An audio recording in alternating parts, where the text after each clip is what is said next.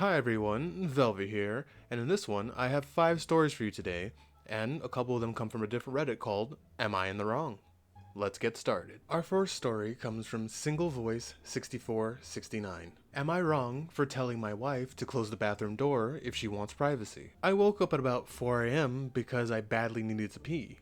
I get to the bathroom door and it's wide open with my wife wiping her butt. She looks at me and gets mad that I'm not respecting her privacy because I'm standing there watching her wipe. I was very tired and just needed to pee, and took me a second to figure out what was happening. After I left the bathroom and tried to talk to her, I told her, if me not seeing you wipe is such a big deal, and that I'm not respecting your privacy and stealing your dignity, that you should shut the door? Edit. My favorite responses are the people telling me I need to pee between her legs next time. I love all you sick weirdos. No, you are not in the wrong for this one. She just needs to close the door if she wants her privacy. Even when I'm alone, I still close the door. But mine's is more of kind of like a fear of someone breaking in, and then you're on the toilet, and then you gotta fight someone on the toilet. At least if you have the little cheap door in front of you, you can buy some time to arm yourself. So, no, you're not in the wrong. Our next story comes from Okay, Fine, I'll Stay. Am I the beehole for telling my girlfriend, age 29 female, I, a 29-year-old male, feel uncomfortable when she talks to her guy friends in underwear? The other day, I was in her room and a bunch of friends, 5 to 8 friends, were at her house. People kept knocking on the door while she was trying on clothes. And at one point, a roommate just barged in. Luckily, she was wearing clothes, but he barges in all the time, late at night when we could having intercourse. Anyway, she opens the door and is talking to the guys in her kitchen while she's only in her underwear. Even her roommate yelled, "Oh my god, put on some clothes," which he does often to her. I was so shocked I made up an excuse to go home for a while, then talked to her later about it. I said that it made me super uncomfortable. She flips out and tells me I'm trying to change her lifestyle, and she becomes angry and antagonistic. It was insane to me. More backstory, but not necessary to read. She chases musical artists and tries to get them to notice her and know them by names, and at shows and on social media. She meets them all the time, and the other day went backstage. I told her this is starting to make me feel uncomfortable, and she again flipped out completely. Said everyone's family and that I'm shaming her and making her change her lifestyle. Please help. She's making me feel like I'm effing crazy. But aren't my complaints reasonable? Yes, your complaints are very reasonable, and no, you are not the beehole. She's prancing around other men in a state of undress. She knows what she's doing. She wants attention. And she's going backstage with, artists. Come on, man. It's not hard to put 2 and 2 together. That's not your girl. She's 100% probably cheating on you. Maybe not 100%, but that's what I would believe. Personally, I wouldn't put up or tolerate with any of this nonsense, and I would just leave. Cut her out. She's not your wife. She's not your fiance. She's just your girlfriend. Just dead it and move on, man. Our next story comes from FutureFold60. Am I the beehole for refusing to offer my seat to a pregnant woman and asking an old lady to F off? I didn't say that outright, but I just couldn't think of a better way to phrase it. It's just my tone had given off a vibe that was asking her to piss off. I, an 18-year-old male, was traveling on a train. There was hardly any space for anyone to sit.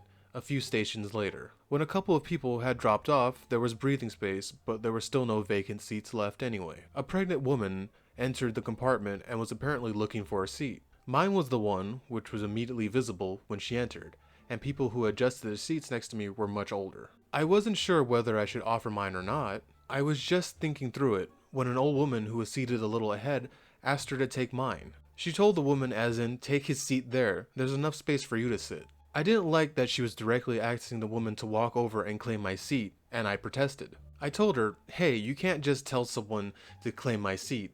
It's mine, I get to decide." She asked me whether I could see that she was pregnant and that as a young man, I had the ability to stand. Everyone was eyeing me, as if I had said something wrong, but I got peeved off, and I wasn't having that nonsense. I told her that I'm not doing it, and she began to accuse me of not having respect for elders, etc. A few others asked me to give up mine too.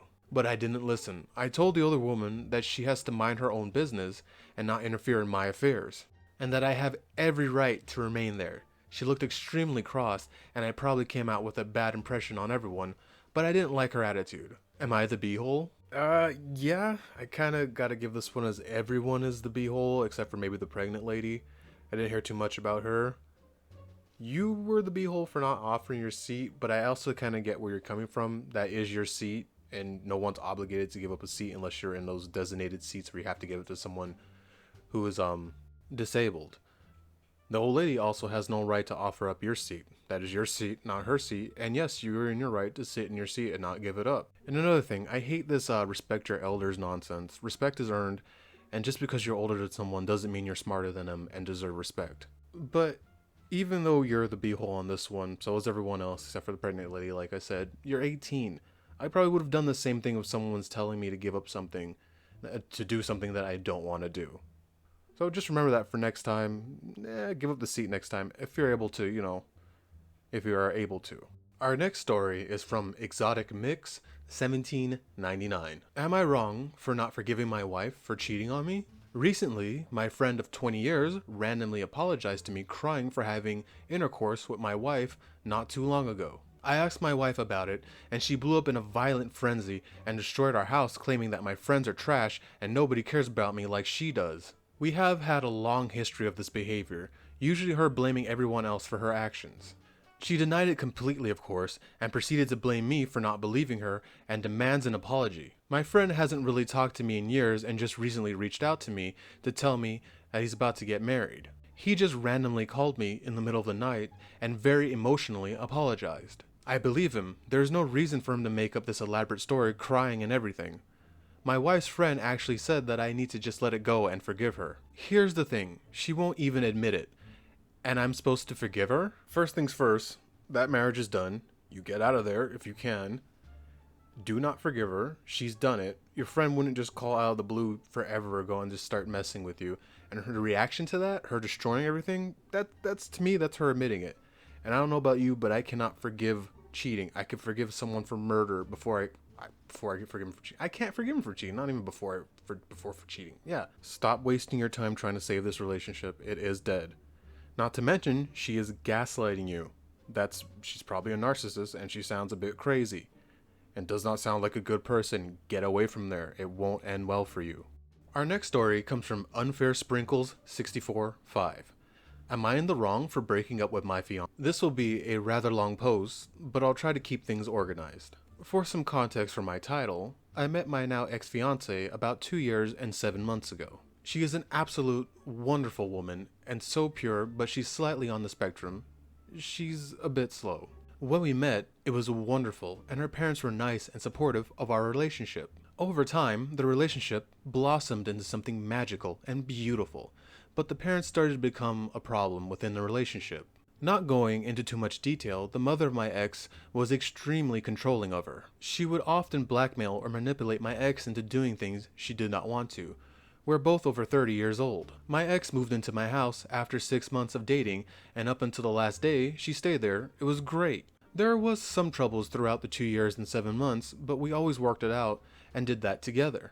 Near the end of our relationship, the mother was abusive to me in the physical way. She busted my lips and gums, broke my toe, and left me bruised all over. I'm a man, but was raised proper and taught to never hit a woman. She did this because she wanted her daughter to go and stay at their house for an interview. But my ex had a job interview early the next day and could not go.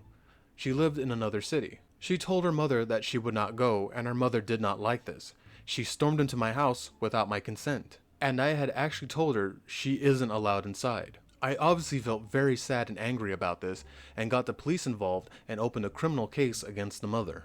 Soon after this incident, my ex wanted to go to her stepfather's birthday party, and I was not happy about this, but I never told her she couldn't do something she didn't want to. So, she went to the birthday party and told me she wanted to return in 3 days. She got a lift from her stepsister to the party and would spend 2 nights there. After about a week, she had not returned, and I asked her when she would be coming back. Mind you, we were communicating the entire time she was there. She sent me lots of I love you, I miss you texts, and I felt nothing was wrong and that she just wanted to spend time with her stepsisters and family that she doesn't get to see too often. So I did not push the subject. On the day she indicated that she would come back, I had very little contact with her, but about midday I received a phone call from the police and that they were asking if the parents could come and get her stuff as she ended things with me. I received no contact from her, that she just wanted to end things, and I was mortified, by the way, and shaken. We managed to start speaking a few days after, but we had to do it in private. as she had told me that her parents cannot know that we're speaking to each other. In the time that we spoke, we started talking about why she broke up with me.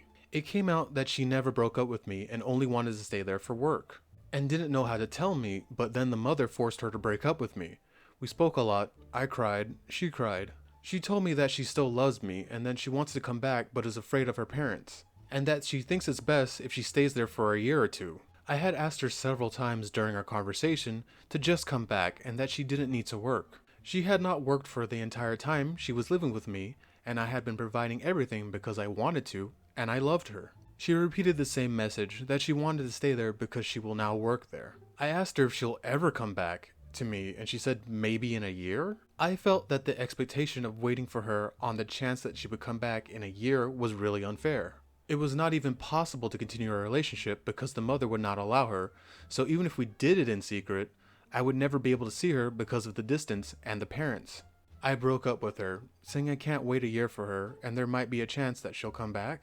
Was I wrong? No, you're not in the wrong. This one's a heavy one. But right when when the mother attacked you, she should have put her foot down and went no contact with them. And it sounds like no matter what you do, that mother is always going to be there making her life a living hell. And it doesn't sound like your fiance was strong enough to stand up to her. I feel bad for your fiance, and I feel bad for you because, like you said, she sounds like a lovely girl. But you have to do what's best for you, and that wasn't going to make your life better. And it just sounds like they have full control of that poor girl. I hope she finds a way to get out of it, and I hope you were able to move on and find someone who loves you and doesn't have all of this craziness around her. Stay safe, Opie. Alright everyone, and that's another video in the bag. Please like, comment, subscribe, and share the channel around. It'll really help. Velvet out.